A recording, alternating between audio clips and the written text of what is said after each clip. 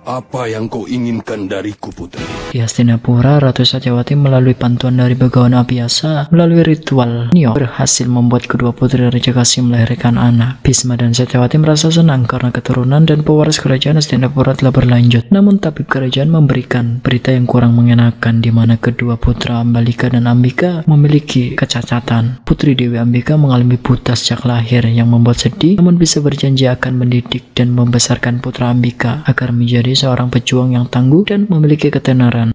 Aku akan melatihnya nanti, dan kujadikan pejuang terbaik yang ada di alam semesta ini. Dimulailah upacara pemberian nama untuk para pangeran Hastinapura. Anak yang pertama itu putra dari Dewi Ambika, diberi nama Destrarastra karena memiliki keberanian yang tinggi. Dhritarashtra. Anak yang kedua yaitu putri dari Dewi Ambalika, diberi nama Pandu karena memiliki aura putih yang tinggi dan juga memiliki kesabaran sejak lahir. Pandu, yang artinya warna putih. Ratu Satyawati pun senang dengan kelahiran kedua pangeran itu, hingga akhirnya ia memberikan hadiah yang mewah kepada pendeta guru Kripa. Tiba-tiba Bhisma datang dengan seorang bayi dari pelayan yang juga merupakan anugerah dari bantuan Begawan Abhyasa. Yang mulia, bagaimanapun juga anak ini harus diberi nama. Satyawati tidak suka dengan langkah yang diambil Bhisma dengan membawa anak pelayan tersebut ke ruang sidang untuk diberi nama bersama-sama dengan pangeran yang lain, dan anak yang ketiga tersebut diberi nama Widura karena akan memiliki pengetahuan yang tinggi dan kebijaksanaan.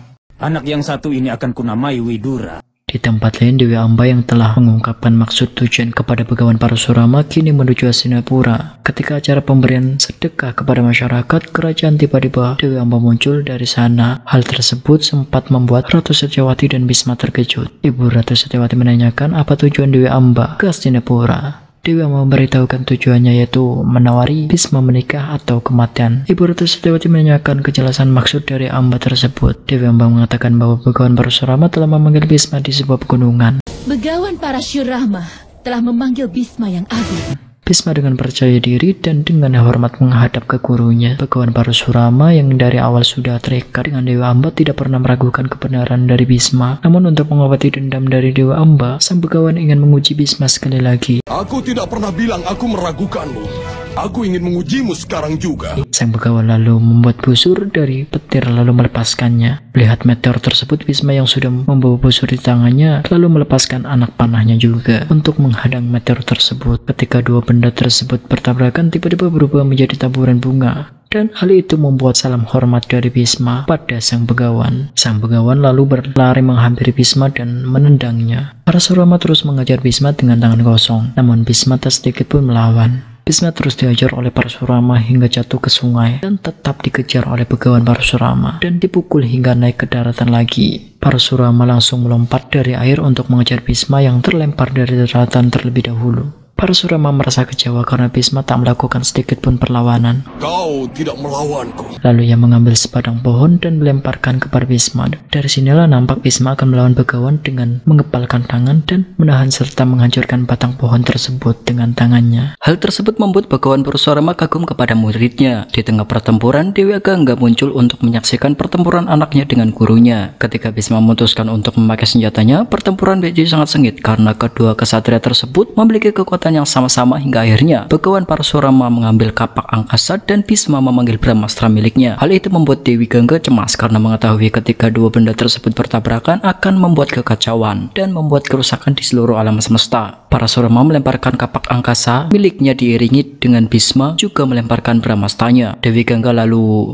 berdoa kepada Dewa Siwa agar menghentikan dua senjata tersebut agar tidak saling bertabrakan. Dewa Siwa, tolong kami. Dewi Siwa mengabulkan permohonan dari Dewi Gangga tersebut dan menarik kedua senjata tersebut. Setelah kedua senjata tersebut hilang ditarik oleh Siwa, pemilik Trisula ini muncul dan memberikan nasihat kepada Parasurama bahwa Bhisma telah melewati ujiannya. Dewi Amba yang merasa belum puas dan belum hilang rasa dendamnya serta belum tenang pikirannya hanya mohon kepada Siwa agar membiarkan pertarungan dilakukan karena Begawan Parasurama sudah terikat dengan janjinya. Lalu Dewa Siwa memberikan anugerah kepada Dewi Amba bahwa dia akan menjadi penyebab kematian Bhisma ketika ia sudah mengincar sebuah tujuan yang besar. Lalu Dewa Siwa meninggalkan mereka semua. Dewi Amba tidak ingin hidup lagi dan berjanji akan lahir kembali serta menjadi penyebab kematian dari Bhisma. Tapi aku akan lahir kembali nanti. Di tempat lain, tepatnya di kerajaan Pancala, lahirlah seorang anak perempuan dari Pangeran Drupada. Anak perempuan tersebutlah yang kelak akan menjadi penyebab dari kematian Bhisma. Anak tersebut diberi nama Sri Kandi. Anak ini akan diberi nama Srikandi. Sekarang pindah ke kerajaan Gandhara. Dikisahkan bahwa Putri Gandhari merupakan seorang perempuan yang sangat takut dengan kegelapan. Bahkan ketika tidur, lampu di sekelilingnya mati. Ia akan segera menjerit dan memanggil pelayannya untuk segera menyalakan lampunya. Seorang kepala pelayan Gandhari yang bernama Sugda menenangkan Gandhari dengan nasihat-nasihatnya.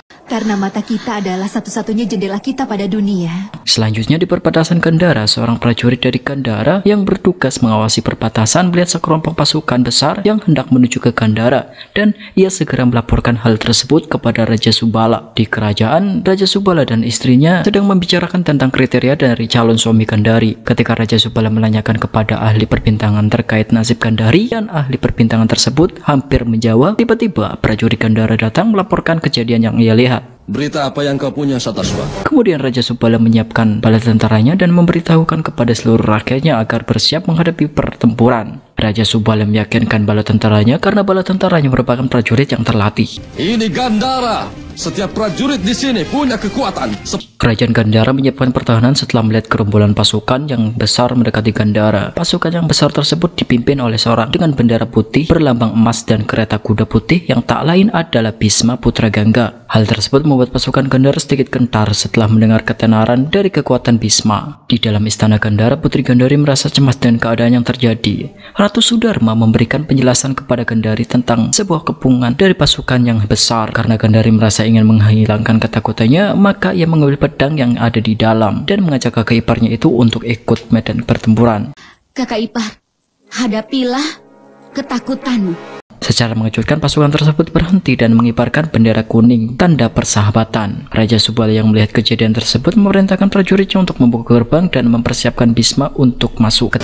Buka gerbang depan. Ketika Bhisma sudah masuk ke kerajaan Gandhara, Bhisma mendapat kehormatan yang luar biasa dari Raja Subala. Namun Bhisma mengingatkan kapasitas dari Raja Subala sebagai seorang raja. Kedua orang tersebut akhirnya saling berpelukan sebagai seorang sahabat. Gandhari yang masih menyimpan rasa curiga segera menuju ke ruang sidang istana. Bhisma memuji penyambutan yang luar biasa dari kerajaan sekutu ini. Lalu Raja Subala menanyakan maksud dan tujuan Bhisma datang dengan membawa pasukan yang besar. Bhisma menjawab bahwa ia datang bukan untuk pertempuran, melainkan untuk sebuah persatuan kerajaan, yaitu dengan mengajukan lamaran kepada Putri Gandhari. Ratu Sudharma penasaran karena Bhisma telah bersumpah untuk melajang seumur hidupnya. Lalu Putra Gangga itu menjawab bahwa lamaran tersebut untuk Pangeran Hastinapura yang tak lain adalah Dhestharashtra. Adalah untuk Pangeran Kuru, bukan untukku. Hal tersebut membuat Gandhari senang dan berlari meninggalkan ruang sidang. Setelah ia hanya mendengar dari pinggir ruangan sidang, namun Raja Subala dan Ratu Sudharma serta Dewan Menteri sedikit kurang setuju dengan Pangeran Dhestharashtra. Sedangkan Gandhari yang sedang senang di taman bersama kakak iparnya dan juga Sugda. Di sidang istana, Bhisma memohon agar lamarannya diterima, namun Raja Subala belum memberikan jawaban secara pasti. Gandhari menanyakan perihal calon suaminya tersebut kepada kakak iparnya. Sang kakak ipar memberitahu nama dari calon suami Gandhari tersebut. Dhestharashtra. Sedangkan di Hastinapura, Dhestharashtra membayangkan ketika namanya diagung-agungkan oleh masyarakat Hastinapura.